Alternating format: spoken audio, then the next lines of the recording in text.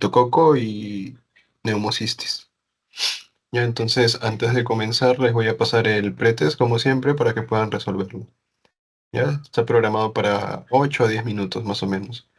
Así que les paso el pretest y estaríamos comenzando 8:50, más o menos, aprox. Si es que terminan antes, y envían las respuestas antes, comenzamos a esa hora. Ya, entonces voy a pasar por el chat el pretest para que puedan resolverlo.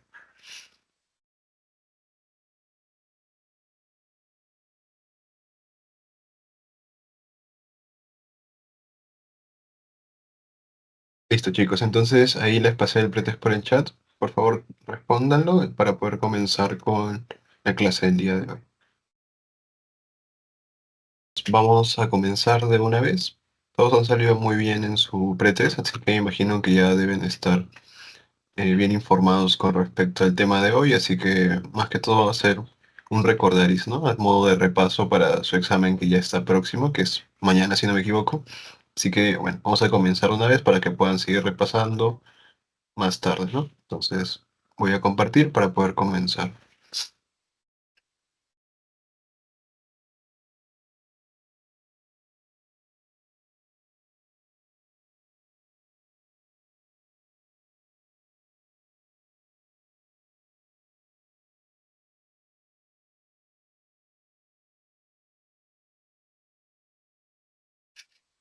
Listo, chicos. Entonces, vamos a comenzar con los temas de hoy. Vamos a iniciar con lo que es mordedura de arañas y ofidios. En sí, lo que más viene para su examen es mordedura de arañas. Ofidios también viene un poco, pero en mayor medida viene de arañas. Pero igual vamos a ir viendo ambos, tanto de arañas como de ofidios.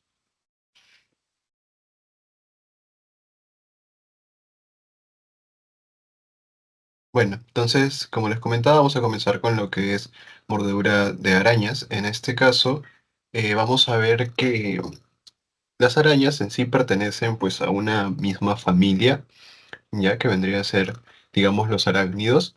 Y dentro de esta familia también vamos a encontrar diferentes géneros. Y es de esos géneros de los cuales vamos a hablar el día de hoy, ¿no? Por ejemplo, vamos a hablar sobre el Oxoceles, el Latrodectus y también sobre el Foneutrio. Vamos a hablar principalmente sobre esos tres géneros, pero obviamente existen también muchas otras especies de arañas. Entonces tenemos la familia y dentro de esa familia vamos a encontrar los géneros. Y dentro de esos géneros, por ejemplo, de cada uno de los que vamos a ver, también vamos a encontrar especies, ¿ya? Entonces eso es lo que vamos a ver el día de hoy. De esta manera, pues vamos a iniciar con el oxocelismo, que vendría a ser uno de los géneros de que habíamos mencionado, que en este caso vendría a ser el Oxoceles. Entonces, el Oxoceles, como les comentaba, ¿no? Es uno de los géneros de las familias de los arácnidos y que este a su vez va a tener diferentes especies, dentro de las cuales vamos a ver que existen la ETA, ¿no? Sería la especie del género del Oxoceles. También vamos a encontrar a lo que es Adelaida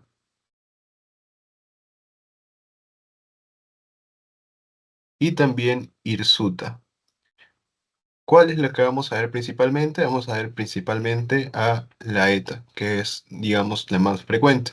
Pero también acuérdense que existen otras especies.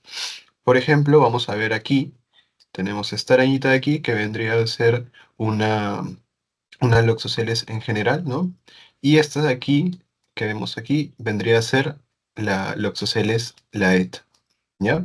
Entonces, características principales sobre el oxocelismo, específicamente sobre el Oxoceles laeta, es que también se le conoce como arañas o araña de los rincones. Rincones. ¿Por qué?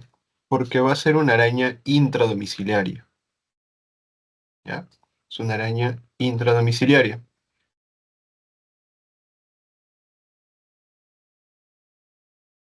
Es decir, que esta araña se va a encontrar pues en el hogar, ¿no? Detrás de los cuadros, detrás de los muebles, principalmente en esos lugares. Y de esta manera vamos a ver que por eso se le conoce como arañas de los rincones, se suele colocar en en los rincones. A pesar de ser una araña intradomiciliaria, no suele ser agresiva, o sea, se ha descrito que no suele ser agresiva.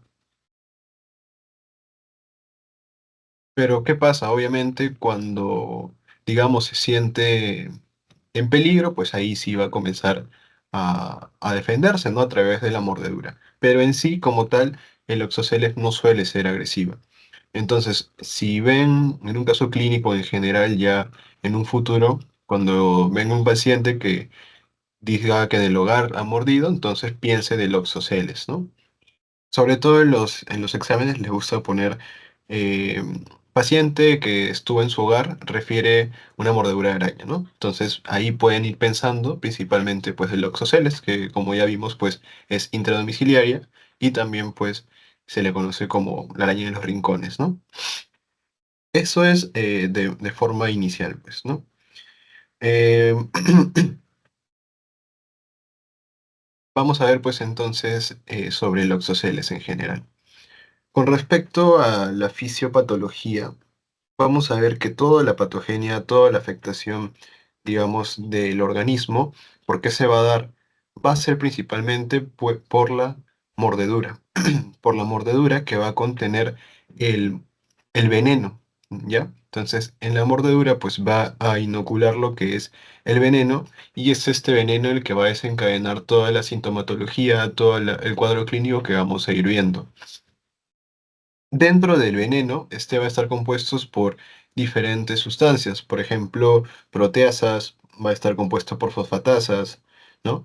Pero principalmente uno de los componentes de este veneno, que es, digamos, el principal que va a desencadenar todas estas manifestaciones, es la esfingomilinasa D, ¿ya? Por eso es que aquí lo he resaltado para que puedan ver que este vendría a ser el componente principal de este veneno y es uno de los más importantes.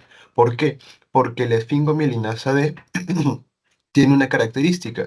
Esta, esta, esta sustancia que va a hacer va a actuar sobre la membrana de los eritrocitos. Y también, ¿qué es lo que hace? También va a afectar lo que es el endotelio.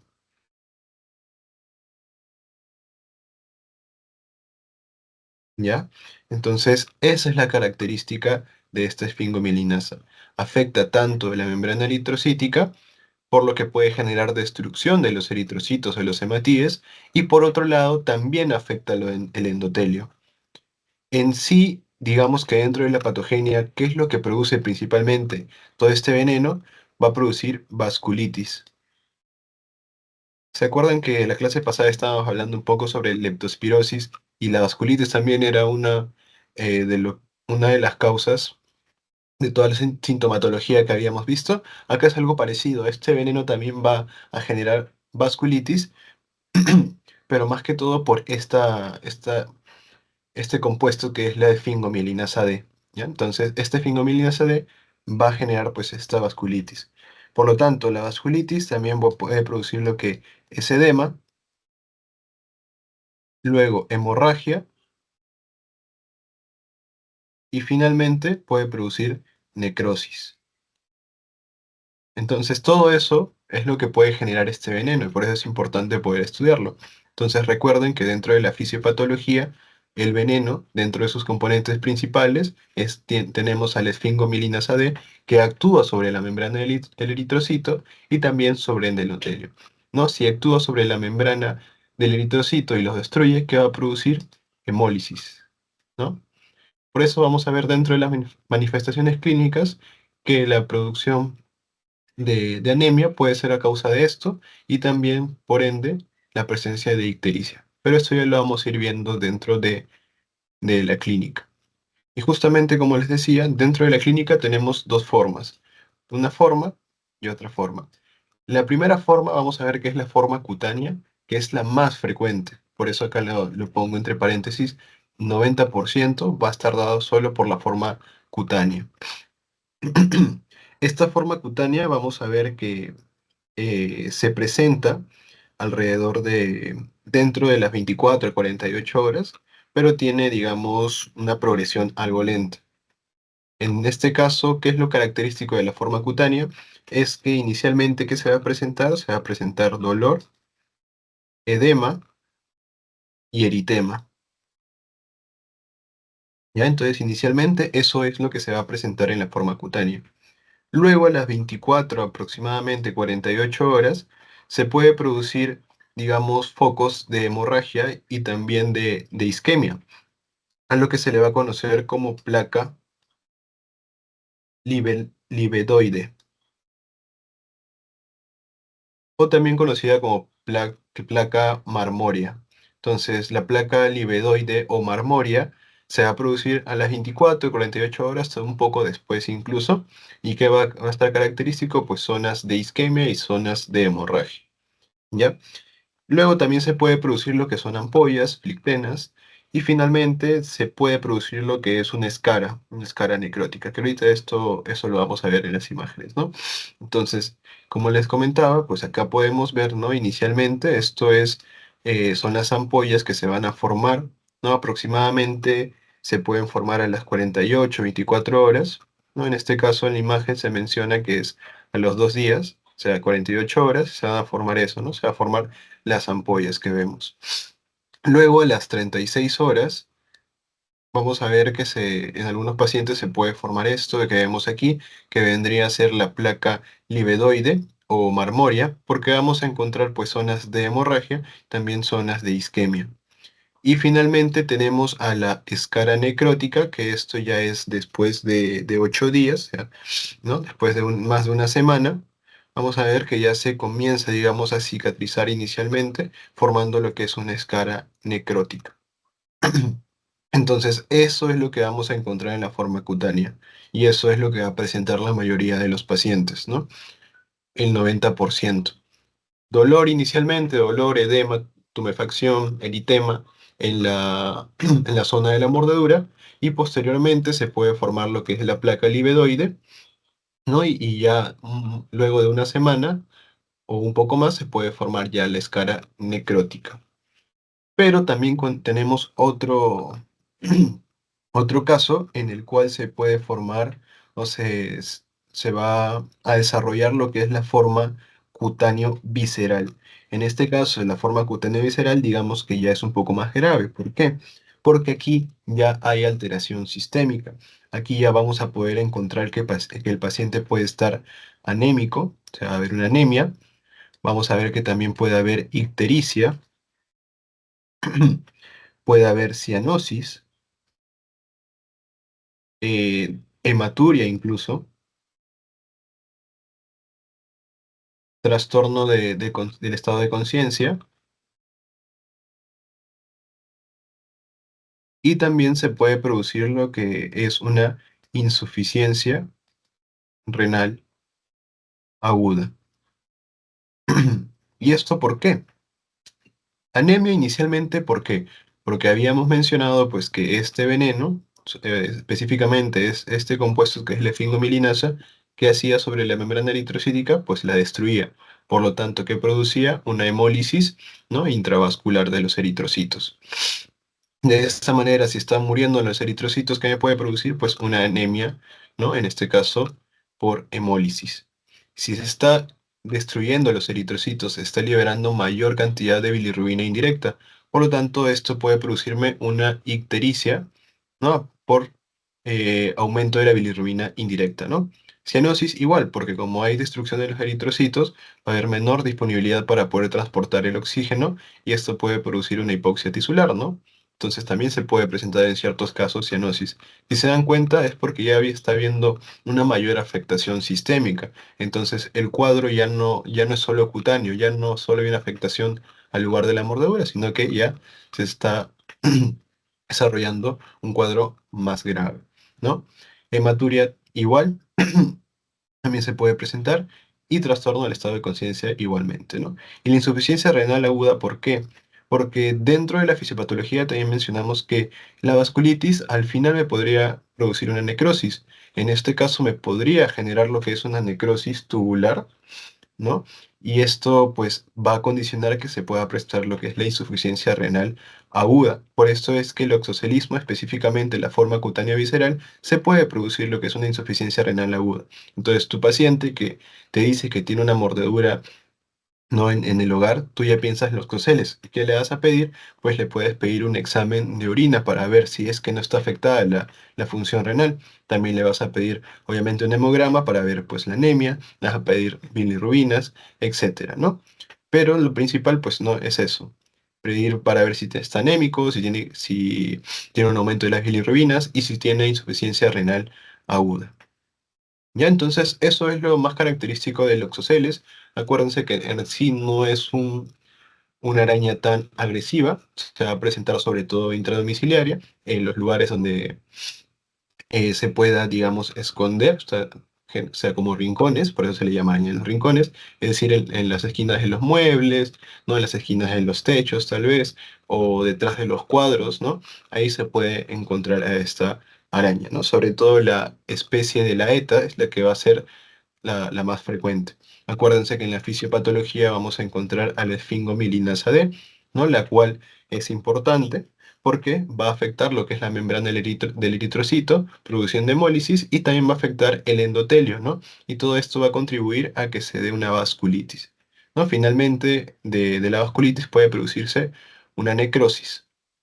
Acuérdense también que dentro de la clínica tenemos la forma cutánea, que es la más frecuente, ¿no? Y se puede presentar con dolor, edema, eritema, luego la formación de ampollas, también la placa livedoide, ¿no? O marmoria, y finalmente la escara necrótica. Y a la forma cutánea visceral es donde hay una mayor afectación sistémica, ¿no? Ahora, bueno, me olvidé el tratamiento, así que todavía no terminamos con esta parte de aquí. Ahora vamos a ver el tratamiento. Vamos a ver que los primeros auxilios pues vendrían a ser la elevación del miembro, ¿no? Vamos a ver también una limpieza adecuada de la herida y la profilaxis antitetánica. Ya eso es lo principal con respecto a- al tratamiento inicial, o sea, apenas llega el paciente, ¿no? Entonces el tratamiento inicial vendría a ser cuidados de primeros auxilios, ¿no? O sea, más que todo inmovilización, elevación del miembro afectado, limpieza, ¿no? Una antisepsia adecuada, disepsia de la herida, y también pues una profilaxis antitetánica.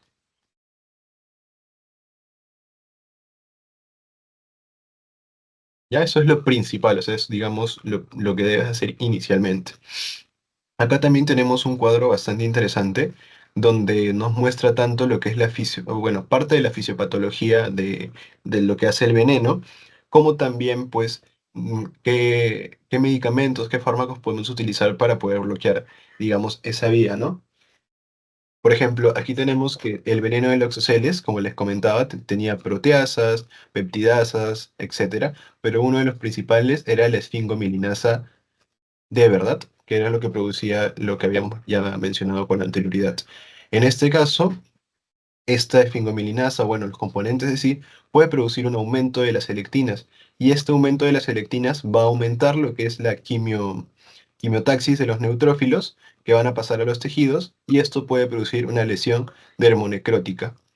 Igual, la liberación de citoquinas y quimioquinas va a aumentar lo que es la inflamación, y eso también va a generar pues que se mantenga o se genere lo que es la lesión dermonecrótica, ¿no? Y así vamos a ver que dentro de la fisiopatología todo esto va a contribuir a lo que habíamos mencionado y también a la insuficiencia renal.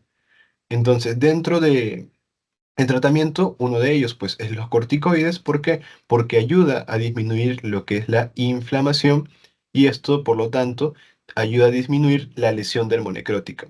Y la dapsona también es importante. ¿Por qué? Porque la dapsona va a inhibir lo que es la quimiotaxis de neutrófilos y también disminuye lo que son los radicales libres. Por lo tanto, también ayuda a disminuir lo que es la lesión dermonecrótica. ¿Ya? Entonces, por eso es importante conocer un poco la fisiopatología para saber qué fármaco se puede utilizar para bloquear, digamos, esa vía y así ya no se mantenga, ¿no? la toxicidad del veneno. Entonces, como habíamos mencionado, pues tenemos a la dapsona que va a inhibir lo que es la quimiotaxis de los neutrófilos, quimiotaxis de los neutrófilos, y también, digamos, disminuye la liberación de radicales libres.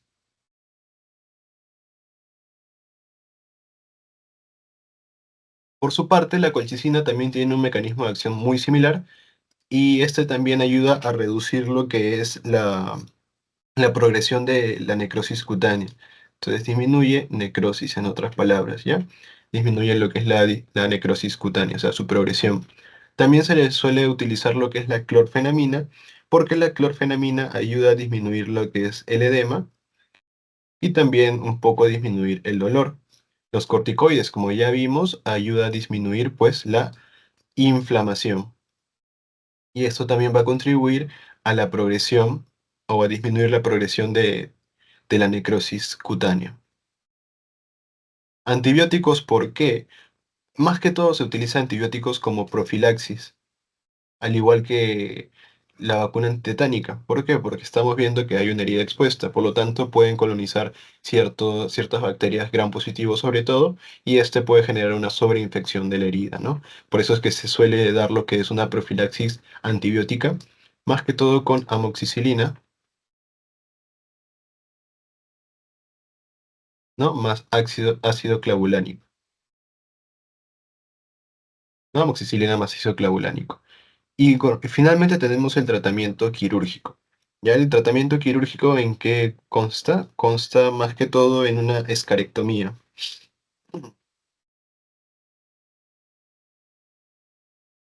Escarectomía, ¿ya? O sea, esta escara necrótica que se forma se tiene que retirar y eso lo vamos a denominar como escarectomía. Sin embargo, se menciona que esto se debe realizar al menos una semana después.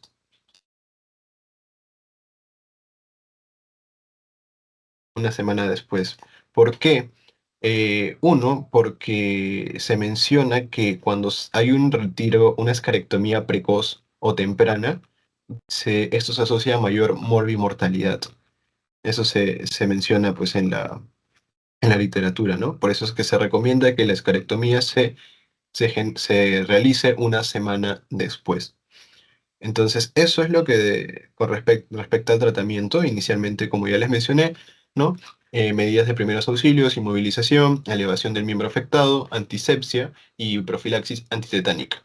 Ya luego viene lo que son la otra parte del tratamiento, que vendría a ser la dapsona, ¿no? La colchicina, la clorfenamina, los corticoides, los antibióticos y finalmente el tratamiento quirúrgico, ¿no? Que ya vendría a ser, digamos, el definitivo. Por otro lado, también tenemos lo que es el suero, el suero antiloxosele, que en este caso, cuando se utiliza el suero, ¿no? Que este vendría a ser el suero, esto se suele utilizar dentro de las primeras 6 horas, ¿ya? Dentro de las primeras 6 horas se debe utilizar lo que es este antiveneno. Y bueno, finalmente aquí tenemos un resumen, ¿no? Donde te muestra lo que es el cuadro clínico, las manifestaciones y el tratamiento específico. Por ejemplo, vamos a ver que en un cuadro leve, ¿no? Como les mencionaba, era eritema, edema, prurito, dolor, y qué otras manifestaciones puede haber, fiebre, malestar general. Pero en el laboratorio no va a haber tanta alteración. Y por lo tanto el tratamiento es más que todo analgésicos y antihistamínicos. Obviamente también con la asepsia de la antisepsia de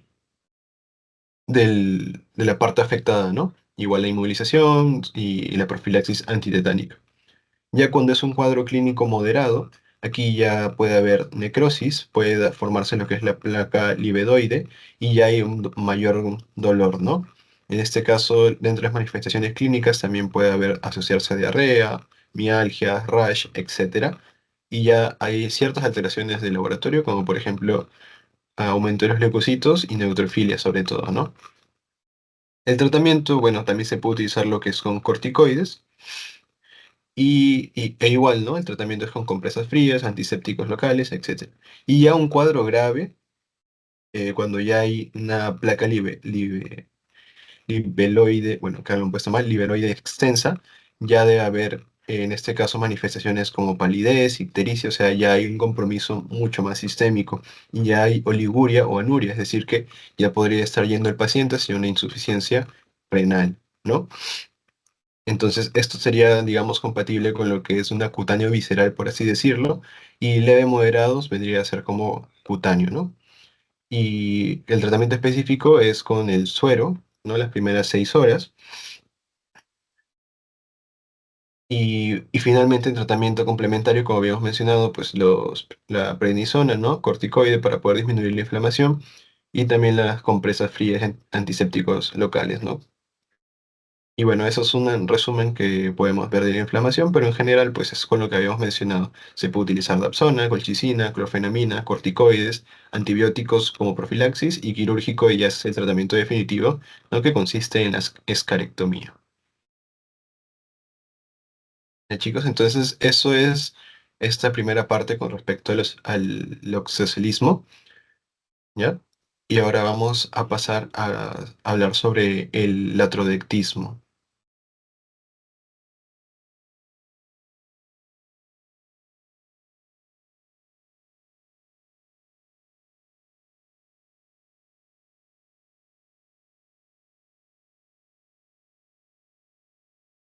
Ahora, con respecto al latrodectismo, vamos a ver que es digamos, uno de los géneros de lo que habíamos mencionado de las familias de los arácnidos. En este caso también va a tener ciertas especies. Igual tiene bastantes especies, pero dentro de las más importantes, o bueno, la más importante vendría a ser la Mactans,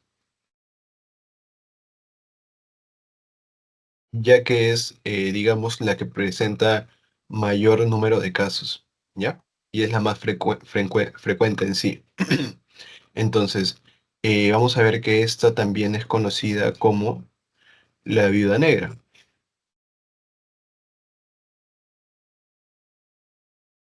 ¿ya? Y también suele ser no tan agresiva. Entonces, esa vendría a ser pues las características iniciales del atrodectismo. En este caso vendría a ser la especie Mactans, que aquí vemos pues, ¿no? A la viuda negra, y esta no suele ser tan agresiva.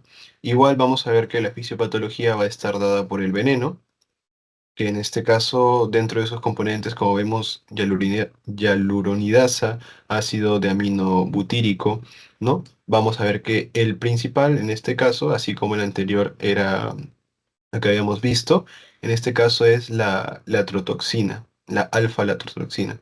Digamos que esa tendría a ser la principal. ¿Por qué? Porque es una neurotoxina,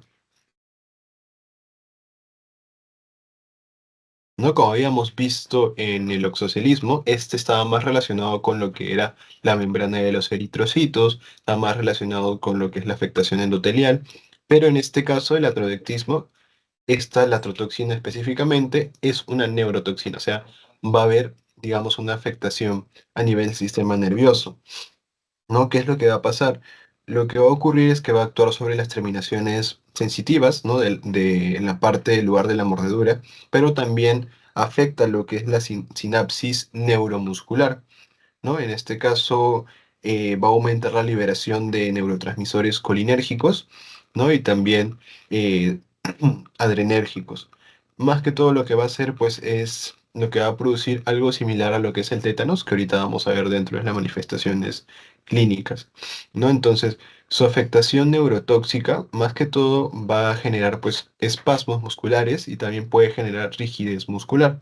Por eso es que vamos a ver que dentro de la clínica, y inicialmente lo que va a ocurrir es un dolor intenso, porque afecta las terminaciones sensitivas, las terminaciones nerviosas sensitivas, ¿no? Por eso aquí el dolor es mucho más intenso que en el exocelismo. También puede haber irradiación de este dolor. Y como mencionamos, como es una neurotoxina y que va a afectar lo que es la sinapsis neuromuscular, puede producir rigidez de los músculos de la mandíbula, ¿no? Por ejemplo, se puede producir lo que es el trismo, que habíamos visto en la parte de tétanos, que era una incapacidad para poder cerrar la boca, ¿no? En este caso también se puede producir trismo en el caso del atrodectismo. Igualmente también se puede producir lo que es la posición de opistótonos, que en este caso se acuerdan que era un arqueamiento pues de la columna por la contracción de los músculos, ¿no? Tanto de miembros, tanto de los miembros como a nivel de la columna, ¿no? Entonces eso iba a producir esta posición.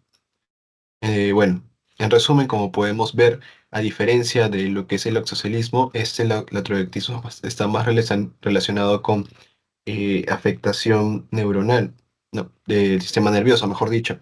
Y en este caso, pues, la clínica va a ser diferente. Entonces, si te viene un paciente que refiere haber tenido una picadura, una mordedura, mejor dicho, de, por una araña, y presenta esta clínica, entonces no vas a pensar tanto en el oxocelismo. El oxocelismo ya vimos que tenía otra forma de presentación, sino que puede ser latrodectus, ¿no? Con respecto al tratamiento, pues las medidas iniciales No, que ya no, vimos, no sé si nos puedes dar un momento, es que ahorita tenemos pasito. sí, no hay problema. Gracias.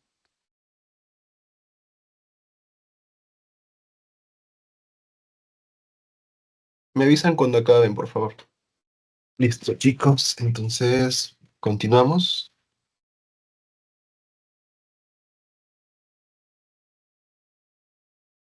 Bueno, nos quedamos en la parte del acrodontismo. Bueno, para más que todo recapitular, dentro de las especies tenemos a las mactans, que es conocida también como la viuda negra. Acuérdense que la viuda negra en sí no es agresiva. Y otra característica que me olvidaba mencionarles es que más que todo se encuentra en el campo. Ya no es intradomiciliaria como habíamos visto en el oxocelismo. Adicionalmente, acuérdense que en la clínica, aparte de lo que habíamos escrito, que era el dolor intenso y la radiación, también puede producirse lo que es taquicardia, ¿no? Y sudoración.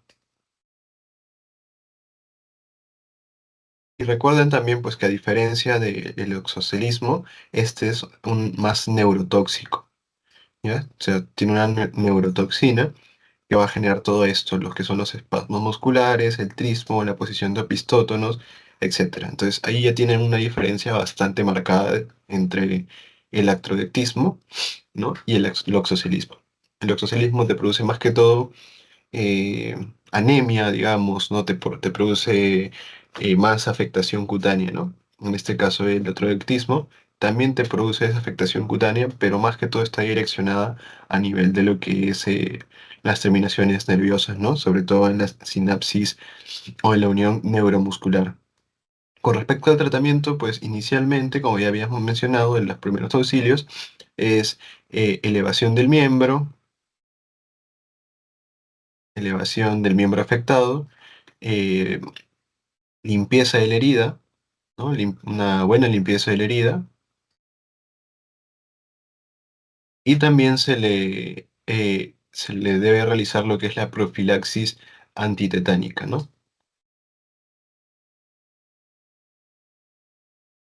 Bueno, con respecto al tratamiento específico, ¿no? Se le da lo que es el suero antilatrodéctico, que son 2 ampollas endovenosas. También se le da anticolinsterásicos, ¿no? Porque hay una afectación, pues, de lo que es la unión neuromuscular y los neurotransmisores, sobre todo de los colinérgicos, y también miorrelajantes, y bueno, acá también analgésicos. ¿No? Porque el paciente está sintiendo mucho dolor, ¿no? Habíamos mencionado que en este caso es el dolor mucho más intenso porque afecta las terminaciones nerviosas sensitivas. Entonces también se le debe dar analgésicos y relajantes, ¿no? Además del suero antilatrodéctico. Y eso es todo con respecto a la parte del latrodectismo. Es más que todo para que puedan ver una diferencia más que todo de forma general con los diferentes tipos o géneros de arañas, ¿no? Y finalmente tenemos el foneutrismo, que también tiene diferentes especies. Una de las diferencias de este es que suele ser peridomiciliario y también esta sí es más agresiva, ¿no? Este género sí suele ser más agresivo. Entonces, Loxoceles y Latrodectus no suele ser agresivo. Diferencias entre los tres, acuérdate que el Loxoceles es intradomiciliaria. El Latrodectus es en campo y este de foneutrismo es peridomiciliario. Entonces, si le expone en su caso clínico que un paciente refiere que en su casa le recibió la mordedura, probablemente sea Loxoceles, ¿no? Si dice que tal vez en el campo, puede ser en este caso, pues el Atrodectus, y si dice que es cerca a su casa, cerca a su domicilio, entonces puede ser por un poneutrismo, ¿no? Entonces, más que todo viendo simplemente la ubicación de donde se realizó la mordedura, puede orientarte a cierta sospecha diagnóstica, ¿no? Sobre todo para diferenciar los géneros. Igual, una de las características del veneno de este tipo de araña, de este género, es que suele actuar sobre los canales de sodio y va a aumentar lo que es la despolarización dentro de lo que son las fibras musculares y las terminaciones nerviosas sensitivas motoras, ¿no? O sea, va a producir una clínica también bastante parecida a lo que es lo del Atrodectus, ¿no? Por ejemplo, acá tenemos un niño que tiene espasmos musculares, no tiene rigidez muscular, por lo cual están sosteniendo, ¿no? O sea, si no lo sostienen, se estaría realizando una posición como de opistótono, por eso es que lo están sosteniendo, porque hay espasmo muscular. Igual si se dan cuenta, también hay una erección involuntaria, pues, ¿no? Del miembro, ¿no? A lo que se le conoce como priapismo. Entonces vamos a ver que dentro de la clínica, aquí tenemos un resumen. En la forma leve el dolor va a ser local, ¿no? Más que todo lo que se va a dar es una taquicardia y no va a haber tanta alteración de laboratorio. El tratamiento específico no hay, no se le suele dar lo que es el suero, más que todo es tratamiento sintomático, ¿no? Analgesia según la intensidad de dolor. Cuando ya es moderado, el dolor es más intenso, en este caso ya hay sudoración, vómitos, hipertensión arterial, cialorrea. Y aquí ya se le tiene que dar un tratamiento específico que es el antiveneno, ¿no? Que en este caso sería 2 a 4 ampollas intravenosas, e igual se le puede dar lo que es opiáceos, ¿no? Y también para controlar lo que es analgesia. Y finalmente, el dolor intenso, vamos a ver que ya hay una afectación mucho más sistémica, ¿no? Acá ya puede llevar a lo que es el shock, puede también generar lo que es un edema pulmonar, ¿no? Y aquí va a haber ciertas alteraciones de laboratorio. Finalmente, pues el tratamiento es con 5 a 10 ampollas y el tratamiento complementario es con analgesia igual. Entonces, en sí, digamos que los más frecuentes, vamos a ver que es el oxocelismo. Suelen preguntar mucho más sobre el oxocelismo, ¿no? Y el actroectos también un poco, pero más que todo sobre el axoceles laeto. Sobre todo, acuérdense las formas cutáneas, ¿no? De la placa libedoide, que se presenta en la forma cutánea, no tanto en lo que es la forma cutáneo visceral. Y bueno, el tratamiento de cada uno. Recuerden pues que el oxocele suele ser, digamos, por así decirlo, más hemotóxico, ya que va a afectar lo que es la membrana de los eritrocitos y por lo tanto va a producir lo que es hemólisis, ¿no? Y eso es con respecto a lo que es mordedura de arañas. Y vamos a pasar ahora a hablar sobre mordeduras de ofidios, o también llamado pues ofidismo, ¿no? Bueno, entonces el ofidismo básicamente vendría a ser pues no las mordeduras por serpientes, ¿no? Que igual vamos a tener diferentes géneros y vamos a tener también familias. En este caso tenemos a estas familias de aquí, que son las más frecuentes que vamos a ver que afectan al ser humano, ¿no? Por ejemplo, tenemos Viperidae, Elapidae, Hydropidae, ¿no? Que son las tres más comunes. Por ejemplo, acá tenemos una imagen, ¿no? De una hiperídica que vemos aquí y una elapídica, ¿no? Que vamos a ver. Entonces, dentro de la epidemiología, ¿dónde va a haber mayor incidencia? Pues en Loreto. ¿Dónde hay mayor letalidad? En Amazonas. Pero en general, pues, ¿dónde se va a encontrar la mayor cantidad, pues, de esta mordedura de serpientes? En la selva, ¿no? En la selva. ¿Por qué? Más que todo porque es el hábitat de la serpiente, por el clima, ¿no? Por todo ello. Por eso no es común pues encontrar en una zona urbana una mordedura por serpiente, a diferencia de por arañas, que es un poco más frecuente en las zonas, digamos, urbanizadas, ¿no? Pero en la selva vamos a ver que es mucho más frecuente lo que son las mordeduras por serpientes, ¿no? Sobre todo en los meses lluviosos.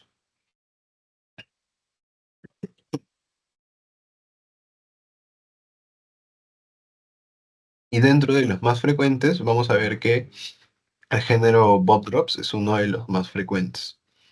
Y aquí tenemos un resumen, ¿no? de las familias que vamos a encontrar, el género y también pues su nombre popular, ¿no? Y su distribución. Entonces, como habíamos mencionado, las familias principales que vamos a ver, o las más frecuentes, es la Viperidae, el Lapidae e Hydrophidae. Dentro de la Viperidae vamos a ver al Bobdrops, al Crotalus y al Achesis, que son los más frecuentes también a su vez dentro de estos. Y tenemos el nombre popular, ¿no? Que se le suele dar, ¿no? El más común que se le da pues es el Chuchupe y el Crotalus cascabel. Dentro del Lapidae, el más común es el Micrurus, y el Hydrophilidae se encuentra más que todo el Pelamis, ¿no? Entonces, sobre todo, vamos a hablar sobre el Botdrops, el Cotralus y el Lapidae, ¿no? Sobre todo el Micrurus. Sobre todo esos tres vamos a hablar el día de hoy. Dentro de la patogenia, igual va a ser más que todo por el veneno que vamos a encontrar. Aquí sí hay una variedad de afectación por el veneno, dependiendo también el género de la serpiente. En este caso vamos a ver que el Bob suele ser más hemotóxico,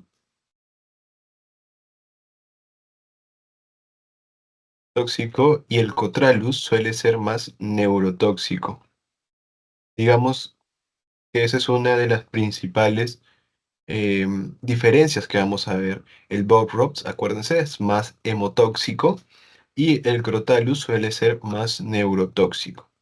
¿Ya? Y el Achesis también suele ser hemotóxico también.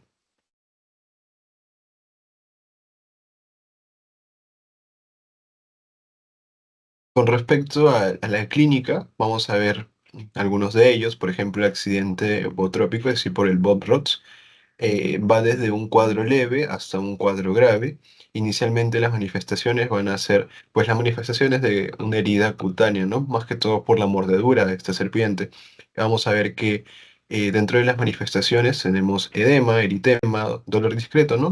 Clásicos de una herida que vamos a ver, ¿no? Una herida local. Manifestaciones sistémicas, como es un cuadro leve, pues van a estar ausentes. Y dentro, pues, de las alteraciones del laboratorio, vamos a ver que no va a haber tanto o va a estar levemente alterado. El tratamiento, pues, es 2 o 4 ampollas con el suero antibotrópico que se va a dar intravenoso. Igual, pues, el tratamiento complementario, como habíamos visto ya en mordeduras de arañas, es, pues, analgesia, una limpieza adecuada de la herida y vacunación antitetánica como a modo de profilaxis, ¿no? En este caso también se suele dar, a diferencia de mordeduras de arañas, que también se le indica mordedura de arañas hidratación, pero no es tan frecuente. En este caso también es la hidratación uno de los principales, ¿no? Más que todo en el Bobros porque es, digamos, más hemotóxico, ¿no? Dentro ya del cuadro clínico moderado, igual vamos a ver que a nivel de lo que es la mordedura, pues vamos a encontrar edema, eritema y un dolor más evidente. Luego, dentro de las manifestaciones, como habíamos visto, pues el bootrópico suele ser más hemotóxico, por lo tanto puede haber hemorragias, ¿ya? Y dentro ya de alteraciones, pues puede estar normal o alterado. En este caso, como ya es un caso más moderado, se suele dar 4 a 8 ampollas intravenosas. Y el tratamiento complementario sintomático que ya vimos, ¿no? Analgesia, limpieza, profilaxis antitetánica e hidratación. Y en un caso grave, aquí ya hay digamos, hemorragias más intensas, por lo tanto se puede formar lo que son equimosis, se puede formar necrosis, bulas, y ya va a haber mayor afectación sistémica, llevando incluso al paciente hasta el shock, ¿no? Sobre todo por la hemorragia que puede ocurrir, como habíamos visto, pues que el botrópico se caracteriza por ser hemotóxico y también puede producir lo que es una insuficiencia renal aguda, justamente por la necrosis que puede existir, ¿no? Y bueno, con respecto a las pruebas, aquí ya es importante pues ver lo que es la prueba de función renal para ver que no existe una insuficiencia. Y aquí ya se da 12 ampollas con el suero antibotrópico y el tratamiento complementario sintomático que ya habíamos visto, pues. Con respecto al crotálico, ya habíamos mencionado pues que el crotálico suele ser más neurotóxico, por lo tanto, dentro de las manifestaciones que vamos a ver, En la forma leve, pues puede haber ninguna o puede haber cierto edema con parestesias discretas, ¿ya? Por eso es que les mencionaba que era más neurotóxico. Dentro de las manifestaciones, fases miasténicas discretas y mialgia discreta o ausente. O sea, más que todo, pues va a ser todo leve, todo discreto. Y el tratamiento igual es con el suero anticrotálico en este caso, con 5 ampollas y analgesia e hidratación. Dentro de la moderada, pues es igual, edema, parestesias, fase miasténica, etcétera. Y vendría a ser 10 ampollas e igual analgesia e hidratación. Y la forma grave ya es con unas parestesias, con una mialgia, digamos, más evidente y también ya hay afectación renal, porque, por lo que puede haber oliguria y anuria, así como también se puede producir una insuficiencia respiratoria, ¿no? Y en este caso, en un caso grave, ya puede llevar incluso a la ventilación mecánica y ya es mayor cantidad lo que es el tratamiento, ¿no? En este caso, 20 ampollas. No, en resumen, básicamente tienen que ir evaluando si es que existe compromiso sistémico o no. Si ves que el tratamiento, pues es, perdón, si ves que la clínica, el paciente no tiene una afectación tan grande de sus funciones vitales y solo se limita a la mordedura como tal, entonces estás viendo que un paciente es leve, pero vas evaluándolo más y ves que ya tiene mayor cantidad de quimosis, ya hay disminución de lo que es la presión, ya ves que hay una alteración del laboratorio, puede estar anémico, ¿no? Por la hemorragia, o ya hay una alteración de la función renal, entonces ya lo catalogas como grave o moderado, ¿no? Dependiendo. Entonces, tú tienes que ir viendo, evaluando si es que está yendo un cuadro leve o si es un cuadro grave. Pero en todos vas a ver pues que se le suele dar lo que es el suero anticrotálico o antibotrópico, ¿no? Dependiendo del tipo de serpiente que vas a encontrar. Entonces, para que puedas diferenciar más el botrópico del crotálico, ya mencionamos, botrópico es más hemotóxico, por lo tanto va a haber una clínica más relacionada a lo que es hemorragias, ¿no? Produciendo un shock, mientras que el acrotálico suele ser más neurotóxico, produciendo más clínica de mialgias, de parestesias, de insuficiencia respiratoria, ¿no? Y así vas a poder diferenciarlos. Y finalmente el apídico, en este caso el micrurus, eh, vamos, el micrurus, creo que sí, ¿no? El micrurus. Claro, el micrurus, vamos a ver pues que dentro de la clínica, este más que todo suele cursar con cuadros graves, ¿no? También suele ser neurotóxico, hay paredes discretas, puede haber fases miasténicas y mialgias. El tratamiento es con el suero, ¿no? Y también se le puede dar lo que es neostigmina y ventilación mecánica, dependiendo si es que está en una insuficiencia respiratoria. No, igual, tienes que ir viendo, tú mismo tienes que diferenciar si es que estás en un cuadro leve o si estás en un cuadro moderado o un cuadro grave, pero siempre le vas a ofrecer inicialmente lo que es la limpieza pues, de la mordedura, ¿no?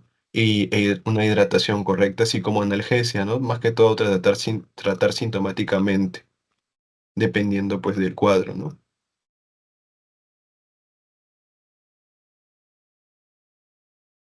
Con respecto al diagnóstico, vamos a ver que Eh, esto va a depender de los antecedentes de la persona, más que todo de la historia que te mencione o el relato que te mencione. No te va a decir, pues, el mismo que ha sido mordido por una serpiente. Entonces, si te dice eso, obviamente tienes que pensar que esta mordedura es por una serpiente, un ofidismo, pero lo que tú tienes que discernir es qué tipo de serpiente, qué género de serpiente es la que ha mordido. ¿Y cómo lo vas a diferenciar? En algunos lugares, según comentan algunos doctores en su experiencia no haciendo lo que es el serum, los mismos familiares de la persona afectada, o sea, del paciente afectado, te suele traer ya la serpiente ya muerta, ¿no? Te la lleva y te dice, esta serpiente la ha mordido a mi hijo, de repente, a mi hermano, etcétera, y te muestra la serpiente como tal, ¿no? Entonces tú debes estar en la capacidad de poder diferenciar, primero, si es una serpiente venenosa o si no es una serpiente venenosa. Si no es venenosa, solo le vas a dar tratamiento sintomático, o sea, vas a tratar la mordedura en sí, ¿no? Como si fuera una herida. Y si es venenosa, ahí sí tienes que ver qué género es ¿Y esto cómo lo hace? Bueno, inicialmente por la clínica, ¿no? Ya vimos la diferencia entre la evotrópica y la crotálica. Y además, pues, tienes que ver la cantidad de suero que le debes dar dependiendo el grado, ¿no? Si es leve, moderado o severo. Entonces, en sí, tú vas a poder ver esto dependiendo de la serpiente que te traiga, ¿no? Y tú tienes que estar en la capacidad de poder diferenciar. Y más adelante, más adelante, mejor dicho, vamos a ver las diferencias de una serpiente venenosa y una no venenosa. Ahora, con respecto al diagnóstico, se puede utilizar lo que es ELISA, se puede ver anticuerpos IgM, IgG, pero lo más frecuente que se utiliza es la aglutinación de látex, porque este te permite identificar el veneno, ¿no? Por eso, en este caso, vamos a ver que lo que se hace, pues, es que se toma un reactivo de látex, ¿no? Sensibilizado con los inmunoglobulinas antibopros, crotalus, que son las más frecuentes, y se ve la unión en este caso, del anticuerpo, ¿no? Con el antígeno. Y vemos que si hay una reacción de aglutinación pequeña, pues va a ser una cruz. Si hay mayor aglutinación, o sea, mayor unión entre el anticuerpo y el reactivo que se ha realizado, va a haber dos cruces. Y si hay un montón de aglutinación, tres cruces. ¿No? Y dependiendo del reactivo que le des, tú vas a ver qué veneno es, si es crotálico, si es de Bobrox, y de esta manera también vas a poder identificar pues qué género pertenece la serpiente que ha realizado lo que es la mordedura, ¿no? Entonces, acuérdense que la aglutinación de látex es importante porque permite identificar el veneno, ¿no? Con respecto al tratamiento, ya mencionamos, ¿no? Que en los primeros auxilios se suele dar reposo, no se recomienda en este caso lo que es la terapia con hielo local, tampoco torniquetes, y lo que se debe realizar, pues ya mencionamos que es la antisepsia adecuada de la herida, ¿no? También se le debe dar lo que es antibioticoterapia, al igual que en las mordeduras de arañas, ¿no? Una profilaxis, igual con amoxicilina más ácido clavulánico. Y también se suele dar lo que es la hidratación, como vimos, ¿no?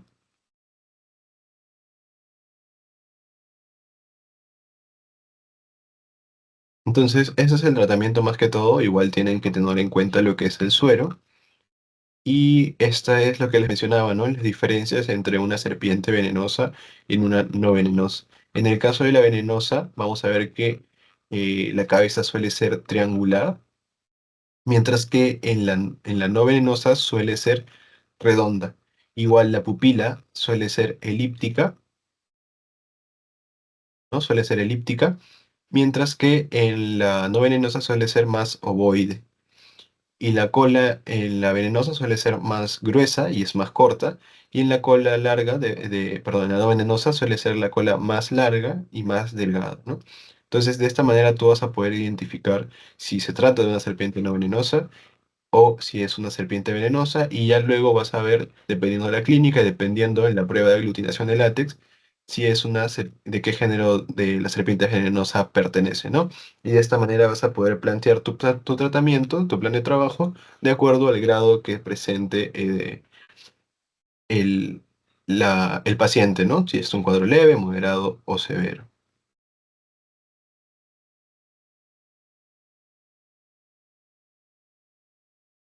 Y bueno, eso es con respecto a mordeduras de arañas y fideos. ¿Alguna duda?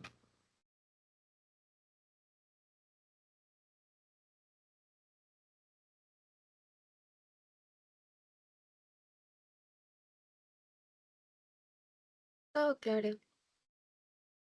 Bueno, si no hay ninguna duda, vamos a pasar ahora a hablar acerca de hongos. Ya un momento para poder compartir pantalla.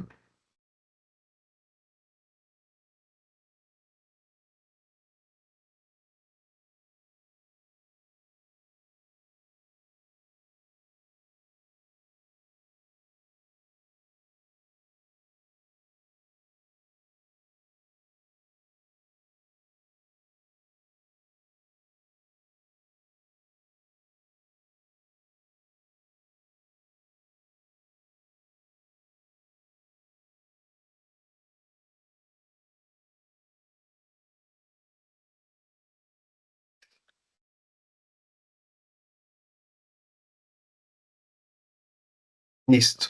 Entonces, ya para terminar, vamos a hablar acerca de hongos. Sobre todo vamos a hablar sobre aspergilosis, Pneumocystis pyrovechi y también sobre Cryptococcus. No, igual creo que de estos tres, Pneumocystis y Cryptococcus ya lo habrán visto en la parte de VIH, ¿no? Sobre todo infecciones oportunistas, porque justamente estos hongos suelen presentarse en pacientes inmunosuprimidos. Por eso es que seguramente ya lo habrán visto en la parte de infecciones oportunistas. Pero igual, para que repasen, vamos a ir viéndolo en esta presentación. Entonces, vamos a hablar inicialmente sobre aspergilosis. La aspergilosis va a ser un hongo, va a ser, mejor dicho, una infección principalmente de las vías aéreas, tanto superiores como inferiores, que va a ser producido por un hongo filamentoso, que en este caso vendría a ser el Aspergillus. ¿Ya? Bueno, a modo de dato curioso, se le denominó así como Aspergillus, porque quien lo descubrió veía que existía, digamos, un parecido con el Aspergillum, que vendría a ser, no sé si han visto como esos especies de herramientas o de tubitos que utilizan los sacerdotes para poder eh, esparcir lo que es el agua bendita. Ya, pues, quien descubrió este Aspergillus, pues veía que tenía un parecido en su forma y por eso le denominó pues este nombre, ¿no? De Aspergillus. Y bueno, de ahí más que todo viene el nombre de este hongo. Como les mencionaba, pues este hongo es un hongo filamentoso, ¿no? Que usualmente se va a encontrar en lo que es el medio ambiente, sobre todo en lo que es el material orgánico. Y vamos a ver que dentro de sus estructuras, bueno, de forma muy general, vamos a ver que están las fiálides, las métulas, la vesícula, el conidóforo, pero lo que yo quiero que recuerden de esta estructura son las conidias. O sea, esas bolitas que vemos ahí vendrían a ser las conidias. ¿Y por qué quiero que lo recuerden? Porque estas conidias son las que las personas van a inhalar para poder infectarse. ¿Ya? Entonces, acuérdense que la aspergilosis, su forma de infección o de transmisión es vía aérea por la inhalación de conidias, ¿ya? Entonces, su vía de transmisión es por vía aérea.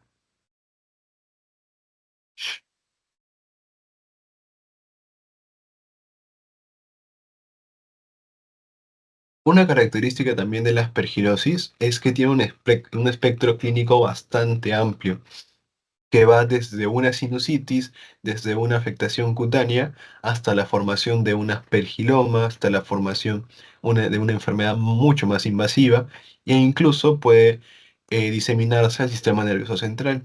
Entonces, esto que he puesto es más que todo uno de los espectros clínicos. Hay muchos más de los cuales se podría hablar, pero he tratado de ver los principales, ¿no?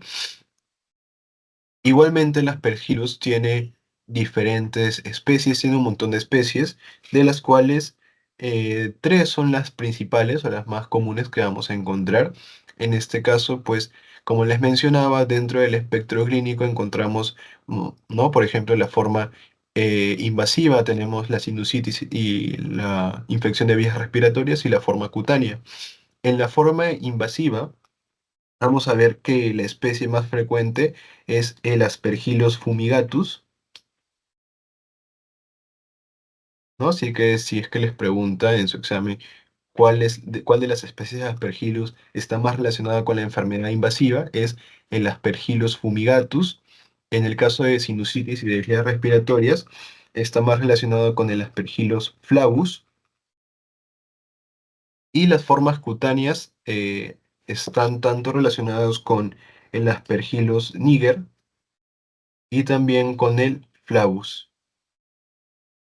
¿Ya? Entonces, esas más, vamos a ver que esta forma de presentación clínica está más relacionado con el Aspergillus fumigatus, por ejemplo, si es invasiva, sinusitis y vías respiratorias con flavus y cutáneos con niger o flavus. Con respecto a los factores de riesgo, vamos a ver que uno de ellos es la exposición a la exposición o colonización de la vía aérea por Aspergillus, ¿no? También si existe una gravedad de base, ¿no? Por ejemplo, asma, EPOC o tuberculosis, también otra enfermedad grave, deterioro del aclaramiento mucociliar, objeto de construcción, tratamiento corticoide, otras infecciones, etcétera, etcétera, etcétera. Entonces, en resumen, vamos a ver que la aspergilosis pulmonar invasiva va a estar más relacionado cuando hay un debilitamiento, digamos, de la inmunidad.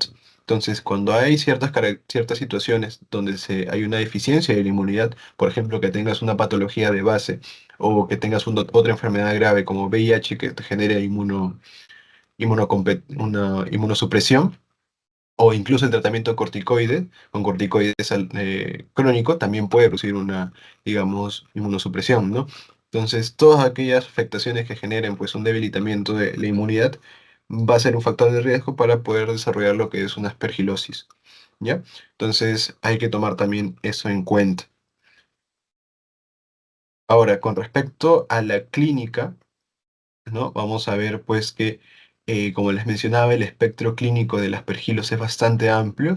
Puede ir desde una aspergilosis broncopulmonar alérgico, ¿no? Por ejemplo, esto más que todo se da en pacientes que tienen un antecedente de asma, ¿no? O también de fibrosis quística, sobre todo de asma. Por lo tanto, esto puede producir una reacción de hipersensibilidad mediada por lo que es la IG. ¿Y a qué va a reaccionar? Pues a las conidias que habíamos mencionado que son las que se inhalan. Y esto puede ocasionar una exacerbación del cuadro asmático que ya presenta el paciente, ¿no? Por eso es que se le denomina como aspergilosis pulmonar, broncopulmonar alérgica. Por otro lado, también tenemos el aspergiloma, que dicho sea de paso, el tratamiento de por sí es quirúrgico, suele ser más que todo quirúrgico. Y vamos a ver que dentro de los factores de riesgo es que debe haber una enfermedad pulmonar estructural de base, como por ejemplo la tuberculosis. ¿Por qué? Porque la aspergiloma se va a formar dentro de lo que son las cavidades pulmonares ya preformadas. Es decir, que utiliza, digamos, las cavidades que se forman por alguna patología de base, como por ejemplo la tuberculosis que mencionamos, ¿no? en su clase respectiva, que produce cavitaciones. En este caso, el aspergiloma también va a desarrollarse dentro de estos cavidades pulmonares. Por eso es que su tratamiento en sí es más que todo direccionado a la parte quirúrgica, ¿ya? Igual tenemos otras formas como la colonización del árbol bronquial, ¿no? Y la enfermedad cutánea. Pero lo más común o lo principal que quiero que recuerden es esto, el aspergilosis broncopulmonar alérgico y el aspergiloma, y también la enfermedad invasiva que ahorita vamos a ver, ¿no?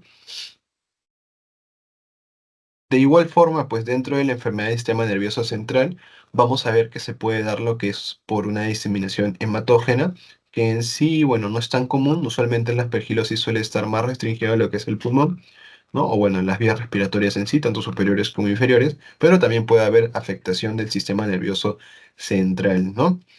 En este caso, pues va a haber lesiones como masas o nódulos, ¿no? Entonces, si bien dentro de las masas o nódulos que podemos encontrar a nivel sistema nervioso central no es tan común una aspergilosis, también puede encontrarse dentro de los diagnósticos diferenciales cuando se hayan descartado los más frecuentes, ¿no? Como hemos visto en el caso de pacientes inmunocomprometidos, como VIH, que dentro de los más comunes pues tenemos toxoplasma, ¿no? Tenemos criptococosis, que también lo vamos a ver, pero si no se encuentra ninguno de esos, también se puede ir pensando sobre o sobre aspergilosis, ¿no? Y con respecto a la enfermedad invasiva, esta también es bastante importante, ¿ya? Así que hay que recordarlo, que cuál es su factor de riesgo. Más que todo es una inmunosupresión exógena, ¿ya? Acuérdense, exógena. ¿Por qué? Por una quimioterapia, trasplante, ¿no? Por una infección también respiratoria viral severa, por ejemplo, el COVID-19 que se ha descrito últimamente, o bueno, el SARS-CoV-2, y la influenza también. Entonces, si en su pasito, bueno, si es que les ponen sobre un paciente que ha presentado o ha recibido lo que es una quimioterapia, ahí ya tienen un factor de riesgo para una enfermedad invasiva, ¿no? Una aspergilosis invasiva.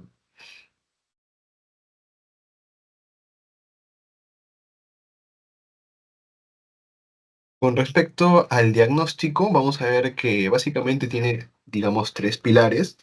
En este caso tenemos uno, lo que es una buena anamnesis, ¿no? Ver de dónde es el paciente, ver sus antecedentes patológicos, si tiene una enfermedad de base, si tiene asma, si tiene POC, si tiene fibrosis quística, si ha tenido una infección por COVID, sobre todo una infección bastante grave, o si recibe tratamiento con quimioterapia, si ha sido trasplantado, etcétera, etcétera, etcétera, o si tiene tuberculosis, ¿no? Para pensar un aspergiloma. Entonces, tuvo una anamnesis correcta, una búsqueda de antecedentes bastante importante, es primordial, ¿no? Para poder continuar con lo que es las otras formas de diagnóstico, ¿no? Que es el cultivo, las imágenes, la citología de lavado bronquialveolar, ¿no? Entonces, siempre una historia clínica va a ser importante para una buena presunción diagnóstica. Entonces, como les mencionaba, pues básicamente tenemos tres pilares, ¿no? Inicialmente puede ser una radiografía, inicialmente, porque esto suele ser inespecífico, pero se podría pedir, ¿no? En primera instancia. El más frecuente que se utiliza es la TAC, ¿no? La tomografía, que en este caso sí suele ser más específica y sí suele evidenciarse mayor diferenciación en las lesiones que vamos a ver, ¿no? Entonces, eso es un paso inicial. Imágenes, ver una tomografía sobre todo. También se le puede pedir un hemograma, ¿no? Sobre todo este suele cursar con lo que es neutrofilia y eso más que todo, ¿no? Con respecto al cultivo, vamos a ver que este es el gold estándar, o sea, es lo que te permite pues ya ver lo que es un diagnóstico definitivo, pero sabemos que el cultivo tiene su tiempo, ¿no? Que suele demorar, pero en sí este vendría a ser la forma definitiva para poder diagnosticar. Por eso es el gol estándar. Pero también se puede dar lo que es la citología de lavado broncoalveolar, sobre todo para la detección del galactoma nano, ¿no? Que suele ser específico de lo que es el aspergilosis. No, pero sobre todo para tú poder confirmar un diagnóstico es con un cultivo. Si tú solo tienes la detección de galactoma nano y las imágenes, eso es más que todo presuntivo, ¿no? O un diagnóstico probable.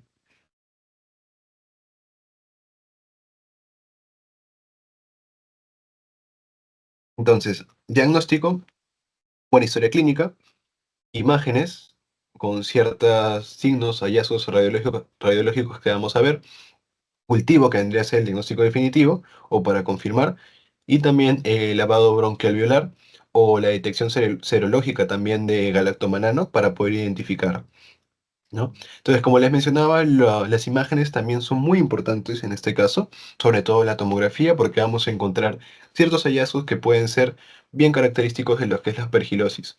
Como por ejemplo tenemos en esta tomografía de aquí, vemos que tenemos esta lesión que podemos ver, ¿no? Que es característico de una aspergilosis invasiva, ¿no? Porque va a haber una lesión que tiene una característica que vendría a ser esta que ven aquí, ¿no? Si se dan cuenta, hay como que un halo, ¿no? Un halo bien atenuado, y eso se le denomina como el signo del halo.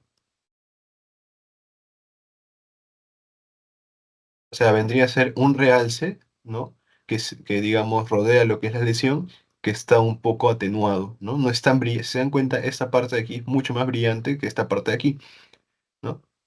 Y eso vendría a ser pues el signo del halo, ¿no? Esa atenuación que vemos alrededor, eso es el signo del halo. Luego, cuando ya se le da tratamiento al paciente, o cuando ya recibe tratamiento, vamos a ver que la masa central, ¿no? Suele disminuir. Y al disminuir, disminuye lo que es la densidad. Y como disminuye la densidad, se genera lo que es un atrapamiento aéreo. Y por eso se puede evidenciar esto de aquí, ¿no? Esto de aquí se dan cuenta, ¿no? Esta parte como que esta línea negrita de aquí. A eso se le denomina como el signo del menisco aéreo o también como signo de la media luna, ya para que lo tengan en cuenta. Signo del menisco aéreo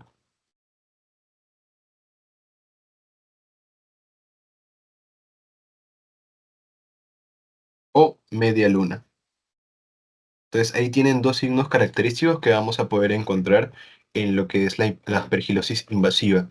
Por un lado tenemos el signo del halo, que vendría a ser ese realce atenuado que vemos alrededor pues, de la lesión, que usualmente suelen ser nódulos.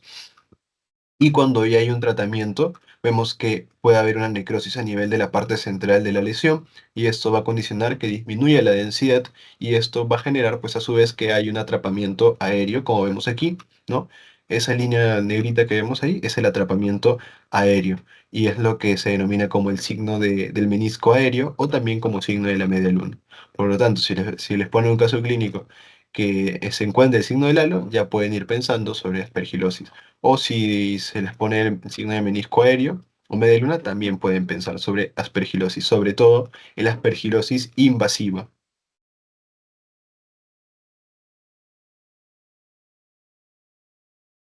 Con respecto al tratamiento, el de elección suele ser el voriconazol. Se suele dar hasta que hay una mejoría a nivel radiológico, que más o menos es entre 6 a 12 semanas aproximadamente, pero en sí es hasta que haya una mejoría pues, de las imágenes que vamos a ver, ¿no? E incluso algunos dicen que puede ir de meses hasta años. Entonces, la dosis inicial o la dosis de ataque es de 6 miligramos por kilogramo cada 12 horas, intravenoso o endovenoso, hasta completar dos dosis. Y luego ya la dosis para continuar son 4 miligramos por kilogramo cada 12 horas igual, endovenoso. ¿Ya? Entonces, ese es el tratamiento para la aspergilosis, ¿no? Voriconazol. Si no hay voriconazol, se le puede dar itraconazol. Pero el de elección pues suele ser el voriconazol. ¿Ya? Entonces, eso es con respecto a esta primera parte de aspergilosis, ¿no? Acuérdense que es un hongo filamentoso, ¿no? Tiene diferentes presentaciones clínicas, sobre todo las más frecuentes pues es la aspergilosis broncopulmonar alérgica, que tienes que tener un antecedente de asma o de fibrosis quística. Acuérdate que el aspergiloma, su tratamiento es más que todo quirúrgico y se va a formar por una enfermedad estructural ya de base, como por ejemplo la tuberculosis, porque se forma ahí, en las cavitaciones. También vamos a ver pues que dentro de la enfermedad invasiva, esto es por una inmunosupresión exógena, por ejemplo, a la cabeza quimioterapia, pero también por trasplantes o por la infección de SARS-CoV-2, ¿no? Por una infección severa.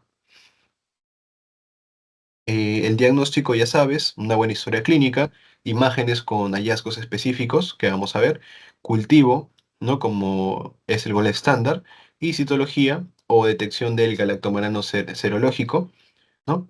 Y es lo que vamos a utilizar para ver, ¿no? Acuérdate del signo del halo, que vendría a ser esa atenuación, ¿no? Un contorno atenuado de la lesión o de los nódulos, que son los más principales y el signo del menisco aéreo, que es un atrapamiento aéreo o signo de la media luna. Y finalmente, pues el tratamiento es con voriconazol.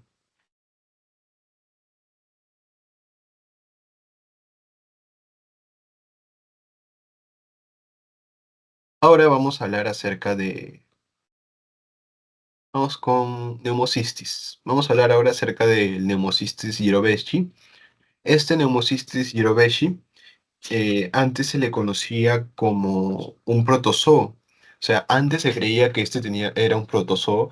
¿Por qué? Porque tenía características muy parecidas a los protozoos. ¿Ya? Pero luego ya se identificó bien y se mencionó que pues, era un hongo, en verdad, ¿no? Por eso es que el Pneumocystis jirovecii se describe como un hongo atípico. Y ojo con esto, es un hongo no cultivable. ¿Ya? Entonces, el gol estándar no es un cultivo, porque este es un hongo no cultivable. Y vamos a ver entonces cuál es su forma para poder diagnosticarlo.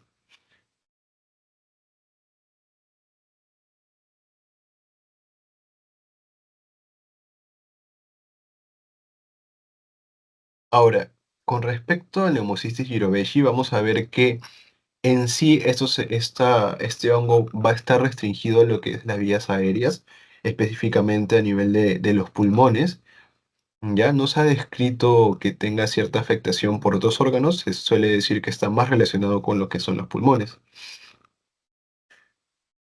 Con respecto a su ciclo vital, se puede dividir en dos fases, una fase es asexual y una fase sexual. Dicho sea de paso, vamos a ver que tiene tres formas morfológicas este hongo, ¿no? Por ejemplo, tiene una forma trófica, ¿no? Vamos a encontrar también una forma esporocítica y también una forma de quiste maduro.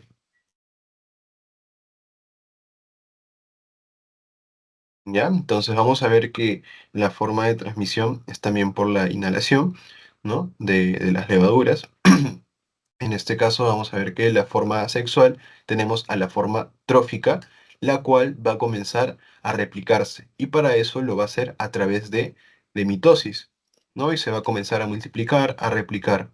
Luego se va a formar una forma trófica haploide y cuando se juntan dos formas tróficas haploides se van a conjugar produciendo lo que es un cigoto. Este cigoto comienza a pasar por ciertos procesos, por ejemplo, de meiosis, y va a formar un quiste temprano. ¿Ya? Este quiste temprano igual va a madurar y va a producir lo que es un quiste tardío, ¿ya? O quiste maduro. Este a su vez dentro de él pues van a comenzar a formarse lo que son las levaduras, van a comenzar a elongarse y finalmente pues va a haber una ruptura de lo que es la pared celular con la consiguiente liberación de las levaduras, ¿no? Y esto es un poco acerca pues del ciclo vital pues del Pneumocystis jirovecii. Ya solo para que lo puedan tener en cuenta, ¿no? De las formas que tiene, la forma trófica, la forma de quiste maduro y también pues eh, la forma esporocítica. Con respecto a la clínica, vamos a ver que más que todo lo que se presenta es disnea, fiebre y tos no productiva y taquimia. Sobre todo la disnea es importante, ¿no? Porque esto va a presentarse una disnea, pero sí bastante aguda, ¿ya? Ahora, la neumocistis jirovecii, vamos a ver también que suele afectar más que todo a pacientes inmunocomprometidos, como por ejemplo pacientes con VIH. No existe tanto en pacientes inmunocompetentes. Sobre todo vamos a verlo en pacientes pues inmunodeprimidos, como ya mencioné, pacientes con VIH.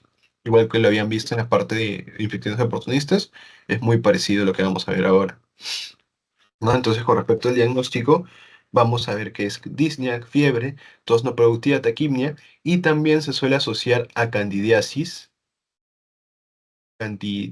oral.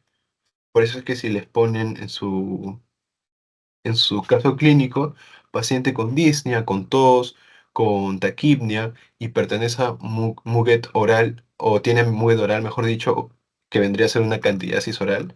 Entonces, en ese caso ya deben estar pensando pues, en una hemocystis jirovecii. Entonces, eso es con respecto al cuadro clínico, ¿no? Ahora, con respecto al diagnóstico, este va a ser igual, con una buena anamnesis, ver los antecedentes del paciente, si es un paciente con VIH o si es un paciente inmunocompetente y también vas a pedirle imágenes. En este caso sí se puede utilizar bien lo que es la radiografía, pero también se puede pedir en otras instancias, pues la tomo. Ya, pero inicialmente la radiografía sí puede ser bastante contributoria. En este caso, ¿qué vamos a observar? Lo característico, pues, de la neumocistis es un patrón retículo intersticial. Como vemos aquí, es un patrón retículo intersticial bilateral, o sea, hay una afectación de ambos pulmones.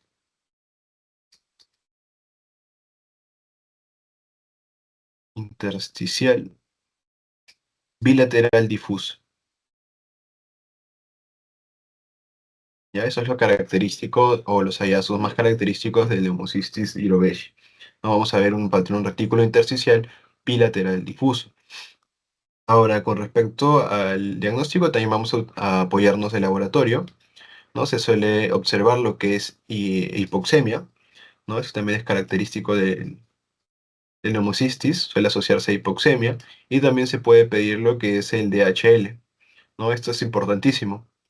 En un paciente con VIH, a veces con el DHL Esto te orienta bastante a lo que es neumocistis, ¿no? Como me comentaba una vez un doctor en una rotación, en muchos de los casos simplemente con el DHL se puede ya iniciar un tratamiento para el neumocistis, porque es bastante específico en pacientes con VIH, ojo, y que tenga esta sintomatología y esos hallazgos radiológicos, ¿ya? Entonces, acuérdate que el DHL es bastante importante, tiene que estar elevado. Y bueno, también se puede utilizar para el diagnóstico la extinción de las muestras de esputo, secreción traqueal, lavado bronquial alveolar o tejido pulmonar, y el Gemsa, Wright, azul de toludina, tinción argénica, etcétera. Pero si se dan cuenta, acá no menciona nada de cultivo, ¿ya? Porque el cultivo no es útil, o mejor dicho, no se puede, ¿ya? Es no cultivable este hongo, pero sí puede haber un aislamiento de este hongo, sí puede haber aislamiento, que es diferente. Una cosa es aislar el microorganismo, el hongo, por ejemplo, en un lavado bronquial alveolar, que es muy diferente a cultivarlo, ¿no? Entonces, acuérdense que el neumocisis no es cultivable. Con respecto al tratamiento, el tratamiento de primera línea es con el trimetoprim sulfametoxazol, ¿no? Como vemos aquí, que puede ser oral o intravenoso. También tenemos la primaquina más clindamicina como alternativa, la tobacuna o la pentamidina. Pero el tratamiento, acuérdate, el trimetoprim sulfametoxazol, ¿ya? Siempre acuérdate de eso.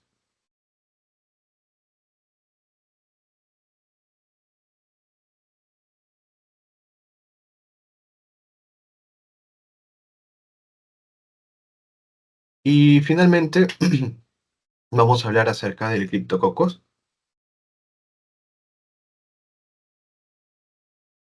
Vamos a ver que ese también es un hongo. Eh, en sí tiene más de 30 especies, más de 30, de los cuales solo dos de ellos son los más importantes o los más relevantes. Estamos hablando acerca del criptococo neoformans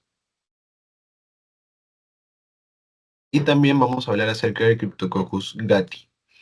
¿Ya? De estos dos, ¿cuál es incluso más frecuente? Pues el neoformans, ¿ya? Pero también vamos a encontrar que el Gadi también puede afectar. Diferencias entre ellos, el neoformans suele encontrarse ¿dónde? En las heces de las palomas, pero también se puede encontrar en los árboles, ¿no? Sobre todo al material orgánico que va a estar cerca de los árboles, ¿no? E igual el Gati, más que todo, va a estar relacionado con eso, con el componente orgánico de los árboles, ¿no? Sobre todo de los árboles de eucalipto se ha descrito. Principalmente en los árboles de eucalipto, sobre todo su material orgánico, es donde vamos a encontrar al Cryptococcus gattii. ¿Y cómo vamos a contagiarnos o infectarnos? Es a través de la vía aérea, ¿no? Por la inhalación de estos hongos, sobre todo de su forma de levadura. O mejor dicho, las esporas. Entonces nosotros por la inhalación de las esporas vamos a poder contagiarnos. Y esto es más que todo para que puedan familiarizarse con la estructura del Cryptococcus. No vamos a ahondar en eso, solo para que puedan tenerlo en cuenta. Y esto sí es importante, ¿no? Las condiciones o infecciones asociadas a Cryptococcus neoformans, ¿no? A la cabeza que encontramos, infección por VIH, ¿no? Sobre todo esto es lo que más van a poner en los casos clínicos, paciente con VIH, y van a escribir todo el caso clínico. Pero también encontramos otras enfermedades linfoproliferativas, sarcoidosis, corticoides, etcétera, etcétera, etcétera. Trastornos autoinmunes, etcétera. Entonces, si se dan cuenta, todo esto que vendría a ser un debilitamiento, pues, de la inmunidad. Cualquier factor que genere una disminución de la inmunidad va a ser un factor de riesgo para poder eh, infectarnos con este hongo, ¿no? Con el Cryptococcus neoformans.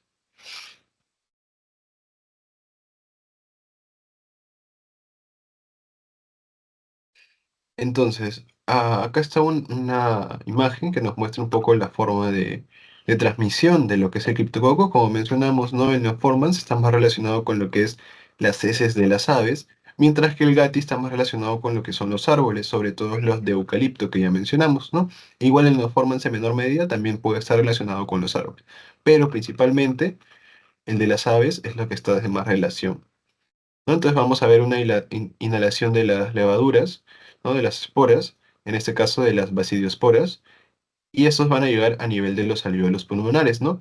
A diferencia de las pergilos que suele afectar también lo que son las vías respiratorias superiores, ¿no? Puede producir sinusitis, puede producir traqueobronquitis. En este caso, el Cryptococcus suele tener mayor afectación a nivel de lo que son los alvéolos pulmonares. No obstante, en pacientes inmunocompetentes, por ejemplo, la afectación pulmonar, ¿qué suele producir? Suele producir una neumopatía o neumonía, pero es una neumonía autolimitada. ¿Qué quiere decir? Que esta neumonía suele resolverse sola, sin tratamiento. Eso es en pacientes inmunocompetentes, ¿no? Sobre todo en este caso, pues, del Cryptococcus, vamos a ver que si bien puede haber una afectación pulmonar, no suele ser tan agresiva como en un paciente inmunocomprometido. Entonces, para que me entiendan, en un paciente inmunocompetente vamos a ver que se produce lo que es la forma pulmonar, pero esta forma pulmonar es autolimitada, es una forma, digamos, no de fácil resolución, no necesita tratamiento y se puede resolver solo por la misma inmunidad. Pero en un paciente inmunocomprometido, acá tampoco suele haber afectación pulmonar, sino cuál es su blanco principal en los pacientes, por ejemplo, con VIH, el cerebro, sistema nervioso central. ¿Ya? Eso es lo que quiero que entiendan. Entonces, en el caso de un paciente con VIH, por ejemplo, suele haber una diseminación al sistema nervioso central, ¿ya? Entonces, acuérdense de eso.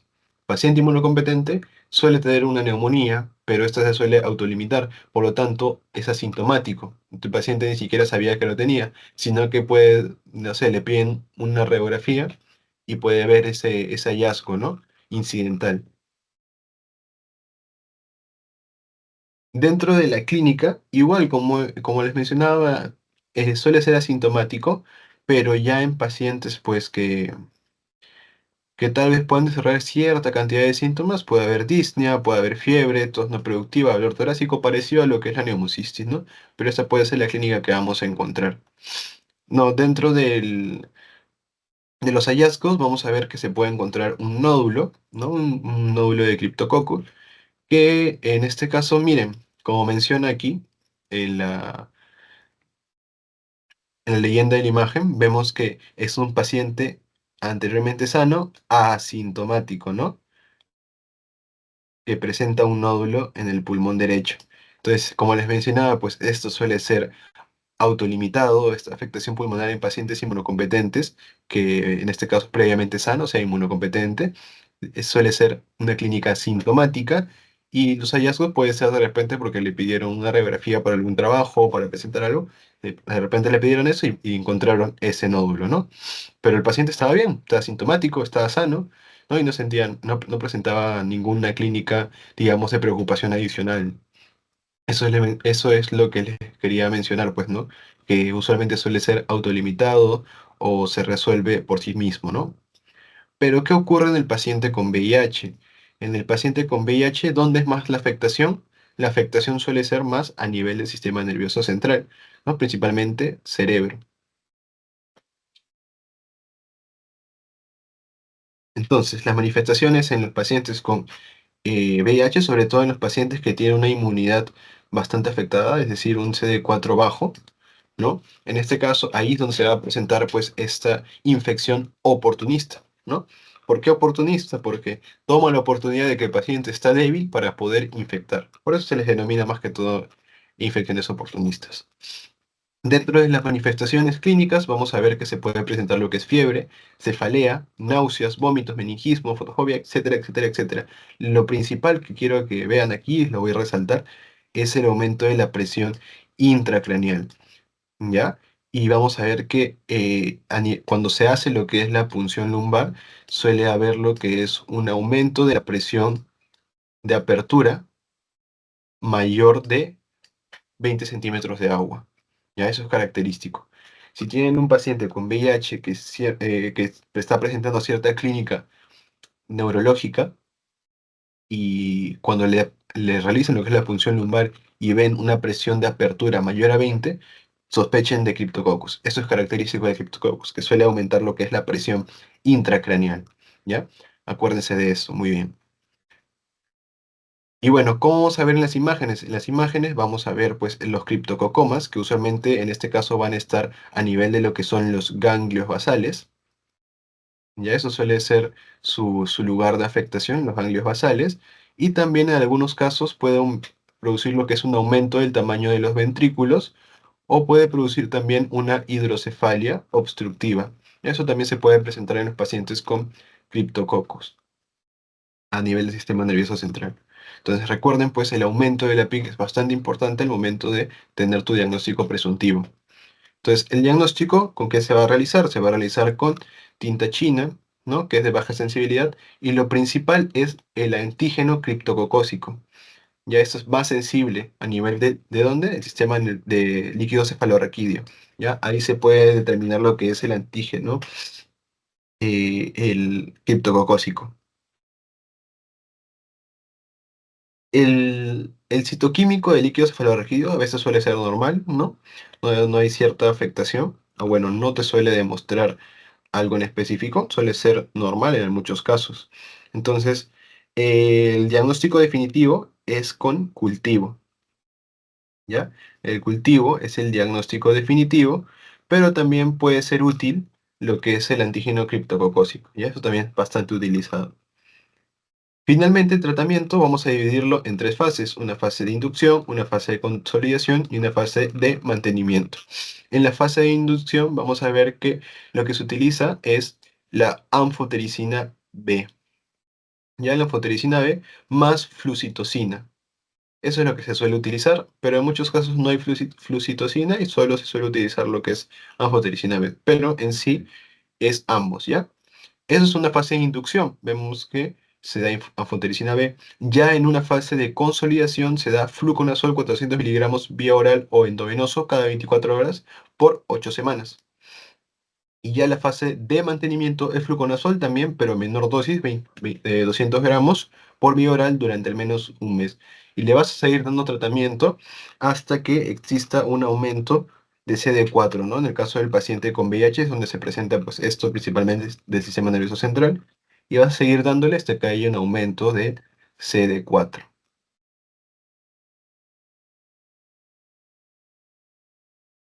Entonces, esto es todo lo que les traía con respecto a hongos, ¿no? Vamos a ver un poco, ¿no? Sobre el resumen, ¿no? A modo de resumen vamos a ver. Entonces, acuérdense, aspergilosis, ¿cómo se transmite? Por vía aérea, a través de la inhalación de conidios, dentro de los factores de riesgos, al igual que lo que habíamos visto en los otros hongos, es más que todo cuando hay una afectación del sistema inmune, ¿no? De la inmunidad. Dentro de la clínica, pues ya saben, ¿no? Tenemos un espectro clínico bastante florido, a diferencia de los otros hongos que tienen ciertas características más específicas, ¿no? En este caso, el síndrome clínico es un poco más amplio, la forma de presentación es más amplia, y vamos a ver que dentro de ellos, pues uno de los principales es la aspergilosis broncopulmonar alérgica, que tienen que tener ese antecedente de asma o de fibrosis quística. Luego la aspergiloma tienen que tener ese antecedente de tuberculosis porque los hongos se desarrollan en las cavidades, ¿no? Y en la enfermedad invasiva tienen que tener ese antecedente de inmunosupresión exógena a la cabeza, quimioterapia, o también trasplante o una infección grave por SARS-CoV-2. Diagnóstico, ya saben, imágenes, característico signo del halo, signo del menisco aéreo o media luna. El cultivo es el gol estándar tanto para aspergilosis como criptococosis. Y la citología puede ser a través de la detección de galactoma nano, ¿no? En el lavado bronquialveolar o también de galactoma nano serológico. El tratamiento, ya saben, con voriconazol a la cabeza y si no, se puede dar también itraconazol.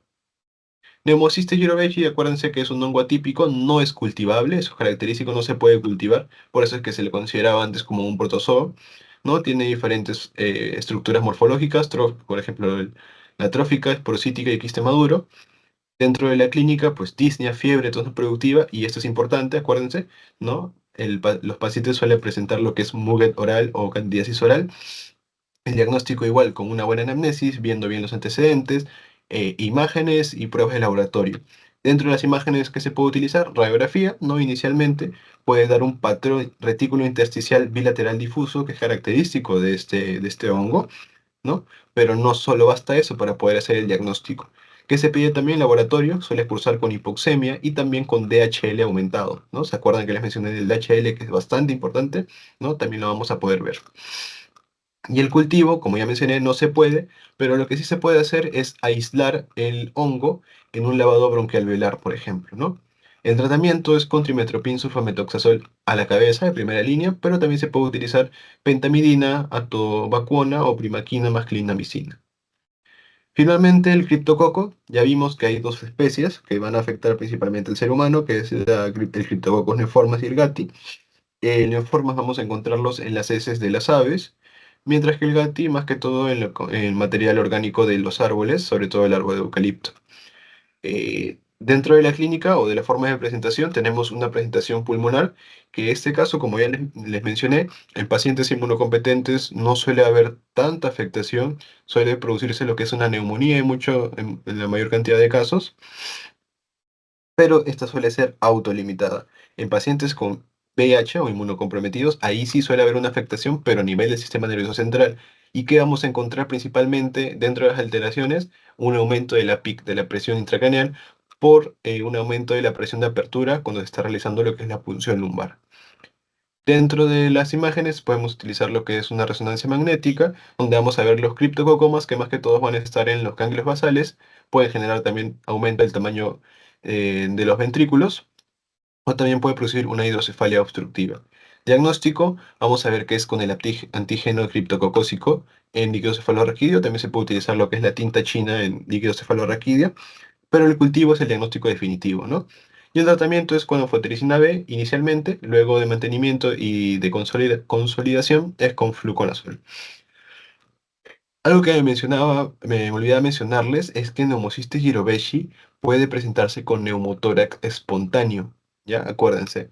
En neumocistis jirovecii, muchos de los casos clínicos que pueden ver, te ponen que hay un neumotórax espontáneo. Y esto es justamente característico de la neumocistis también, porque produce una hipoxemia, produce una disnea, y se suele relacionar bastante con esto, ¿no? A diferencia de criptococos, que, bueno, la afectación pulmonar no es tan común, tiene aspergilosis igual. Hasta ahí, chicos, ¿alguna duda?